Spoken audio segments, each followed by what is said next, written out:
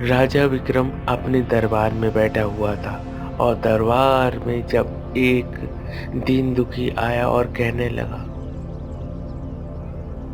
महाराज, महाराज, हाँ, बताओ क्या? महाराज, मेरे घर में बहुत ही ज़्यादा अपशकुन हो रहा है। अरे, आप सुकून हो रहा है? कैसा आप सुकून बताओ? महाराज, मेरे परिवार में पूरे 8-9 लोग हैं और उन 8-9 लोग में पिछले 1 साल में किसी के शरीर में ज़रा सा भी खून नहीं बचा हुआ है और वह तो मरने की कगार पर आ गए हैं। क्या? खून नहीं बचा है तो वे कैसे जी रहे हैं? महाराज, मैं सच कहता हूँ, कुछ तो अनहोनी हो रही है इस राज्य में। अरे, क्या अनहोनी हो रही है? और खून नहीं है तो किसी वैद्य से दिखाओ, और जब वह रक्तचाप को देखेंगे तो खुद ही बता देंगे कि क्या खाना चाहिए क्या नहीं। महाराज, आपका कहना उचित है, लेकिन पिछले 6 महीने से हमारे घर में सभी लोग बहुत सारी औषधियाँ खा रहे हैं जिससे खून की वृद्धि होती है। लेकिन महाराज, मैं सच कहता हूँ। अच्छा, तो मैं फिर देखूंगा।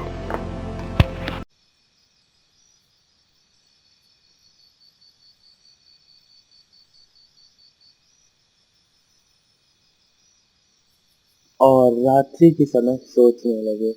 ऐसा कैसे हो सकता है? हमारे महल में, हमारे इस राज्य में किसी का रक्तचाप और खून इतना कम हो गया है कि उनके परिवार को चलाने का कोई साधन ही नहीं बचा है।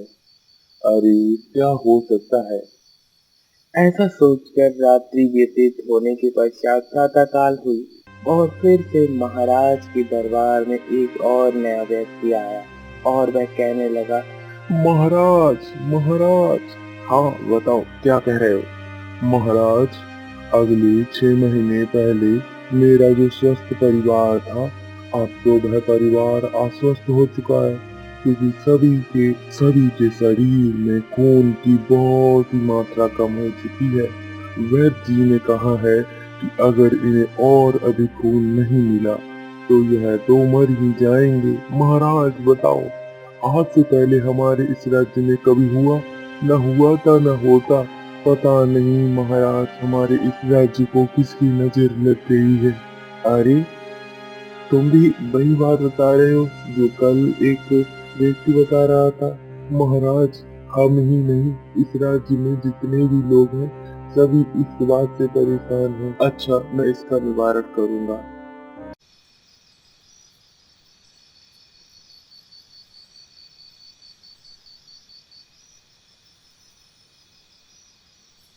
तब महाराज फिर से रात्रि के समय सोचने लगते हैं। अरे, ऐसे क्या हो सकता है और इसकी घटना का क्या कारण हो सकता है? और ऐसे ही करते करते महाराज रात्रि के समय महल में टहल ही रहे थे कि महाराज ने देखा कि कुछ काली परछाई, और उस परछाई को देखकर महाराज ने सोचा। अरे, यह क्या है? महाराज उसे बार बार देखते रहते और देखने के पश्चात देखते हैं कि वह आकाश मार्ग से उड़ता हुआ कोई आ रहा है। अब महाराज को यह ना समझ आए कि वह क्या है। तब महाराज बार बार उसी को नजर आते और देखते कि वह पता चल जाए कि वह कौन सी वस्तु या कौन सा जीव है, लेकिन महाराज को कुछ समझ नहीं आता। ऐसे ही करते करते पूरी रात्रि व्यतीत हो गई। प्रातःकाल हुई, फिर से एक व्यक्ति आया और महाराज से कहने लगा, महाराज, महाराज। हाँ, तुम्हारी समस्या वही रक्त से जुड़ी हुई है। हाँ महाराज, हमारे घर में पूरे 9 लोग हैं, जिसमें मैं तो बाहर गया हुआ था काम करने के लिए, और जब मैं घर पर आया हूँ तो किसी के हृदय, किसी का कहीं न कहीं खून की मात्रा कम ही होती जा रही है। अरे, वही सवाल वही जवाब, अब मैं क्या करूं? हाँ, सेनापति जी। हाँ, बताइए महाराज। कल रात्रि को मैंने महल में कुछ ऐसे दृश्य देखे जिसे मैं तुम्हें बताना चाहूंगा। कल मैं रात्रि को अपनी बालकनी पे खड़ा हुआ था और मैंने कुछ काला सा साया देखा और वह साया आकाश मार्ग में उड़ता हुआ कहीं विलुप्त हो गया। अरे महाराज, कहीं ऐसा तो नहीं हमारे इस राज्य को किसी न किसी की नजर लग गई हो? अरे हाँ, सही कहते हो, लेकिन अब रात्रि के समय तुम्हें और मुझे दोनों को पहरा देना होगा और पता करना होगा कि वह कौन है। ऐसा कहते हुए महाराज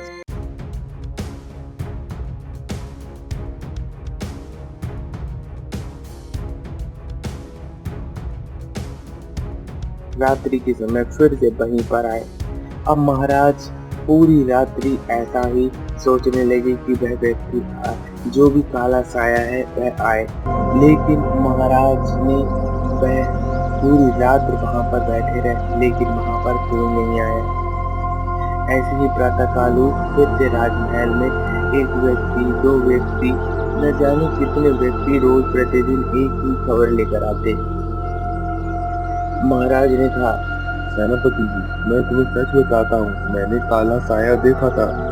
महाराज, अगर आपने काला साया देखा था तो मुझे भी तो दिखना चाहिए, कहीं आपका धोखा तो नहीं? सेनापति जी, मैं धोखा करूंगा? मैं अपने राज्य का वह राजा हूँ जो हमेशा न्याय करता हूँ। ऐसा करता हूँ, कल मैं आज रात्रि के समय में फिर से तुम्हारे संग ठहरा दूंगा। अच्छा महाराज, सही है। रात्रि हुई, महाराज ने फिर से बालकनी में खड़े होकर वह सब देखा, और जैसे ही मध्य रात्रि हुई कि फिर से काला साया दिखने लगा। चारों ओर चमगादड़ों की अब चमगादड़ ही चमगादड़ घूमने लगे।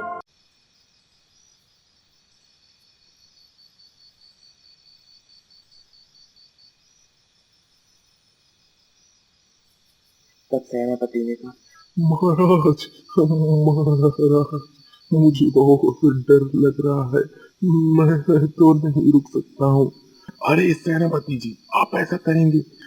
महाराज देखिए ना, कितना डर लग रहा है।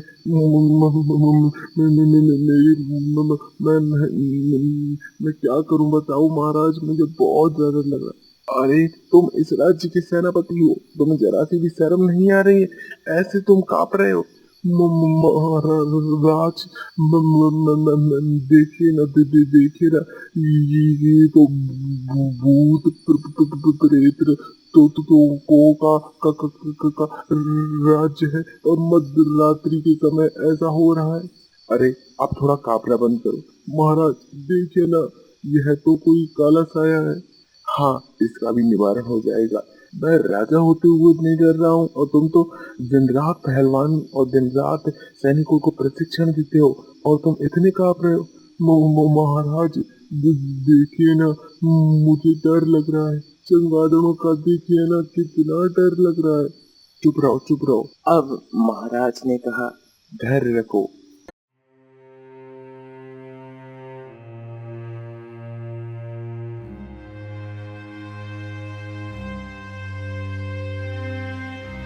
प्रातःकाल हुई, महाराज फिर से आज अपने राज्य दरबार में आए और सभी लोगों से यह चर्चा करने लगे। और सेनापति ने कहा, महाराज सच बताता हूँ, मेरा कोई उद्देश्य नहीं था डरने का। वह तो चमगादड़ों ने ऐसा घेर घेर दिया कि मुझे डर लगने लगा। बस अब तो इसका पता लगाना ही पड़ेगा। महाराज कैसे लगाना पड़ेगा? अरे उसकी यकीन मैं सोचता हूँ। महाराज ने सारे सैनिकों को आदेश दिया और कहा, हमारे धर्म में एक प्रथा है, और उस प्रथा के अनुसार कोई भी बेलपत्र को अपने राज्य में बिछा दे तो अवश्य ही कोई भी काला साया नहीं आ सकता है। महाराज बेलपत्र तो बहुत ही ज्यादा पवित्र होता है। हाँ, उसको लेकर आओ। महाराज ने बेलपत्र को अपने राज्य के स्थान पर भिजवा दिया और रात्रि का समय का इंतजार करने लगे।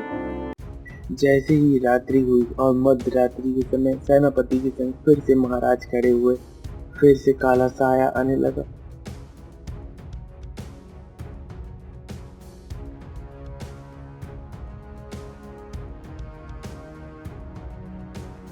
महाराज, महाराज मुझे डर लग रहा है बहुत। अरे शांत रहो, देखते हैं क्या होता है इसका परिणाम। जैसे ही वह काला साया आया, तुरंत ही बेलपत्र के कारण नीचे गिर पड़ा और गिरते हुए जैसे ही वह गिरा कि उसके हाथ से कुछ कंगन सा गिर गया और उस कंगन से गिरकर वह वहां पर विलुप्त हो गया। महाराज तुरंत ही वहां पर गए और देखने लगे। अरे ये घड़ा किसका है और कुछ समझ नहीं आता है, क्या इसका भेद हो सकता है।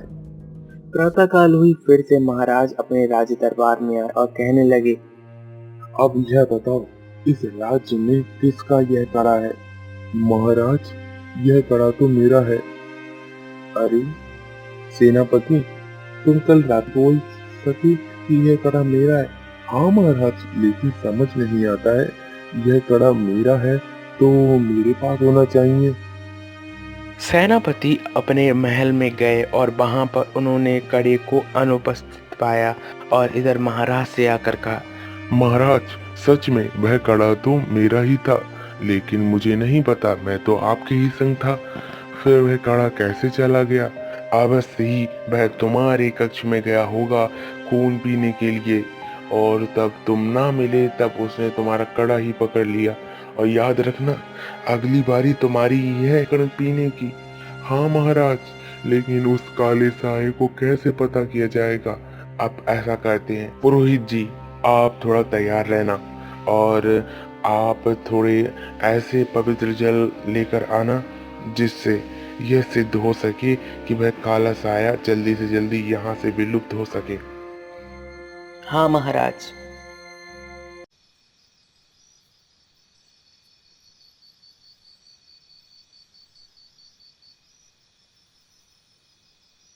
अब सेनापति अपने कक्ष में बैठे हुए थे। वह काला साया उनकी खिड़कियों से होते हुए उनके सामने खड़ा हो गया और खड़े होकर जैसे ही सेनापति ने आंखें खोलकर देखा, तब वह वहां पर खड़ा हुआ था। जैसे ही खून पीने के लिए हुआ, महाराज और उनके पुरोहित आ जाते हैं और पवित्र जल का छिड़काव करते हैं। जैसे ही छिड़काव करते हैं, कमज़ोर हो जाता है और जैसे ही कमज़ोर होता है तब महाराज कहते हैं, बताओ तुम कौन हो और कहां से आए हो? तब वह बोल उठा, मैं इस राज्य को खाकर रख लूंगा और इस राज के एक एक प्राणी का खून चूस चूस कर मैं बहुत ही ज्यादा शक्तिशाली हो जाऊंगी। तुम एक स्त्री हो? हाँ, मैं एक स्त्री हूँ। मैं तुम लोगों को खा जाऊंगी। अरे तुम्हारी स्थिति कैसी हुई? मैं कुछ नहीं जानती हूँ, मैं तुम लोगों को खा जाऊंगी। तब पुरोहित ने फिर से पवित्र जल का छिड़काव किया और पवित्र जल के छिड़काव से उसका थोड़ा मन पवित्र हुआ और वह थोड़ा सही आवाज में बोलने लगी। महाराज, मैं सच बताती हूँ, मेरे संग इस राज्य में बहुत ही ज्यादा अत्याचार हुआ है और इस राज्य के एक एक लोगों को मैं नहीं छोड़ूंगी। सबसे पहले तो मैं इस सेनापति को नहीं छोड़ूंगी। अरे इस सेनापति को क्यों नहीं छोड़ोगी? और अगले एक वर्ष से तुम कितने लोगों का खून चूस चुकी हो? मैं कुछ नहीं जानती हूँ, मैं तो सभी का रक्तपान करूंगी क्योंकि इन्होंने मुझे बहुत ही ज्यादा दुखित किया है। अच्छा, तो बताओगी दुखित कैसे किया है? बताती हूँ। फिर वह काला साया अपना पूर्व जन्म बताता है और बताता है यह सेनापति ने मेरे संग अत्याचार किया है और इसने पिछले जन्म में मुझे जला के राख कर दिया। और ऐसी पूरी बातें बताते हुए वह काला साया कहने लगा, और वही भविष्य में आकर जो बच्चा था वह तो वहाँ से बहुत ही ज़्यादा अच्छा सेठ बना, लेकिन जो सेठ था सेनापति है और इस सेनापति से मैं बदला तो अवश्य ही लेकर रखूंगी। अच्छा, तो यह बात है तुम्हारी। सेनापति जी, पिछले जन्म में आपने ऐसा किया एक स्त्री के संग, ऐसा आपको नहीं करना चाहिए था। तब पवित्र जल का छिड़काव फिर से पुरोहित ने किया और कहा, अब तुम्हें मुक्ति का कोई कारण बताओगी? कैसे तुम्हें मुक्ति मिल सकती है? मुझे मुक्ति नहीं मिल सकती है। मैं इस राज को खा जाऊंगी और इस राज को खाने के पश्चात ही मुझे मुक्ति मिल पाएगी। तब पुरोहित ने कहा, अब महाराज, रात्रि वैसी व्यतीत होने वाली है और रात्रि के समय अब ऐसा किया जाए कि जिस पर यह चुड़ैल सवार होकर आती है उसको ही पकड़ा जाए। तब महाराज ने कहा, यह कैसे संभव हो सकता है? संभव हो सकता है महाराज, आप चिंता ना कीजिए।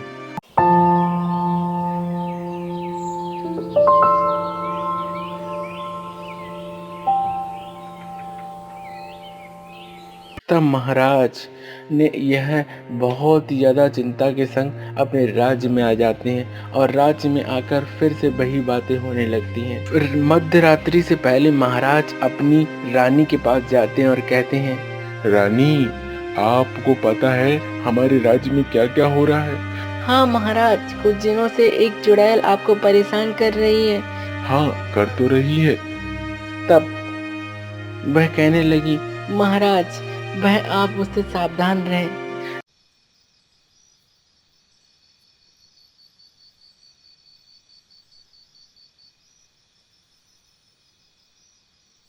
रात्रि के समय जैसे राजा अपने सोने जा ही रहे होते हैं, फिर से उन्हें काला साया दिखने लगता है और उनकी जो धर्मपत्नी थी वह कहीं नहीं दिखती हैं।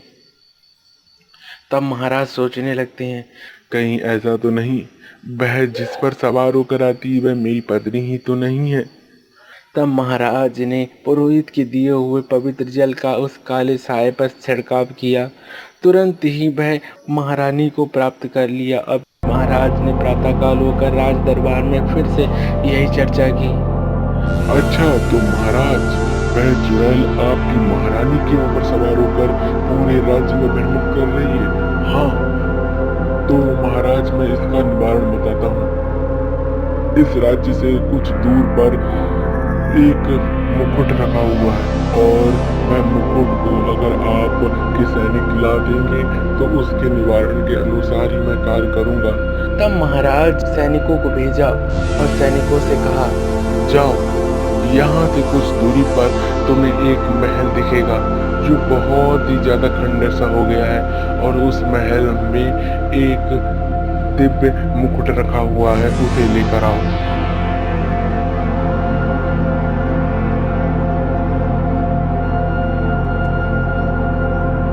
महाराज के आदेश को सुनकर सैनिक जाते हैं, लेकिन वहां पर बहुत से चमगादड़ होते हैं। चमगादड़ों से डरते हुए सैनिक आगे बढ़ते हैं और उस मुकुट के पास जैसे ही पहुंचने वाले होते हैं कि वहां पर एक चील आ जाती है और कहती है, खबरदार, तुमने जो इस मुकुट को छुआ, बताओ क्या चाहती हो तुम? इस मुकुट को ले जाने के पश्चात तुम क्या करोगे?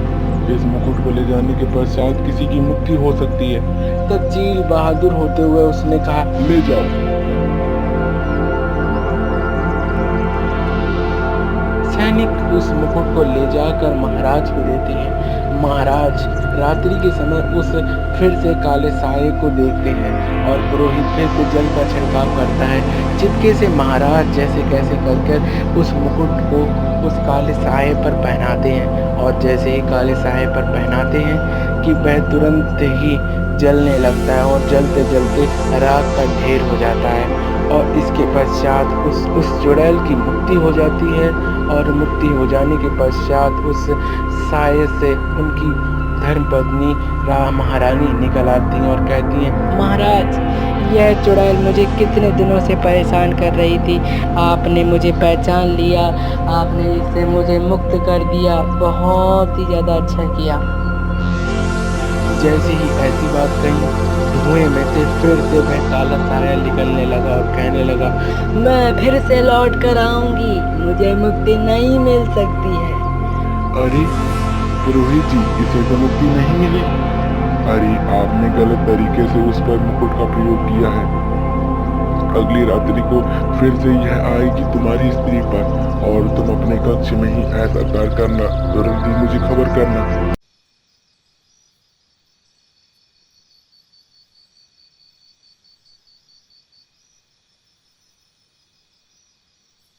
रात्रि के समय फिर से काला साया महारानी के सर पर सवार होने लगा और तुरंत ही महाराज ने वह मुकुट महारानी को पहनाया। जैसे ही पहनाया, काला साया फिर से राख का ढेर हो गया। इस बार पुरोहित आकर जैसे ही जल का छिड़काव करते हैं और वह जैसे ही छिड़काव करते हैं कि राख का ढेर अदृश्य हो जाता है और महाराज से पुरोहित कहते हैं, महाराज, इसको अब मुक्ति मिल चुकी है, इसलिए अब आपसे मैं कहना चाहूँगा, ये पवित्र जल और ये मुकुट आप कहीं विसर्जित कर दीजिए, क्योंकि यह काले साये पर प्रयोग हो चुका है और जब तक यह वस्तु रहेंगी तब तक काला साया आपके इस राज्य में भ्रमण करता रहेगा। महाराज ने ऐसा ही किया। उस पवित्र जल को एक नदी में प्रवाहित कर दिया और जो मुकुट था उसे भी उस नदी में ही प्रवाहित कर दिया और प्रवाहित करने के पश्चात पूरे राज्य में खुशी के संग सारे लोग रहने लगे और एक चुड़ैल की मुक्ति को देखकर राजा प्रसन्न होकर वहां पर अपनी रानी के संग राज्य करने लगे।